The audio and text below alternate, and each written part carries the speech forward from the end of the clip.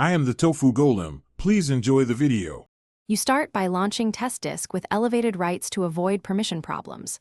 Once done, create a new log so you can track actions. Next, select the physical disk where data was lost and confirm the partition table type Testdisk suggests. This guides how it scans. Don't waste time guessing. Accept the auto-detected table if correct. Then choose Analyze to begin the scanning phase and prepare for a quick search of the partition layout. Once the quick scan finishes, inspect found partitions and use deeper search when partitions are incomplete. You'll see entries you can select and press P to list files. This shows what's recoverable. Navigate into directories and press C to copy files off the damaged disk. Always choose the external target.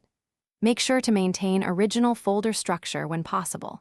If file names are garbled, copy what you can and revisit for deeper attempts. Patience matters during intensive scans. To finalize, only write the partition table when you are confident the listed partitions match expectations. Write and then reboot so the OS rereads the table. After reboot, verify files on the recovery drive and copy back selectively.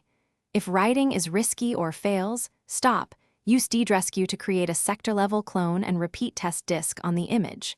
That one troubleshooting tip prevents further damage. Clone first, then attempt destructive repairs on the clone instead of the original disk. Thanks for watching. Consider subscribing if we helped you today.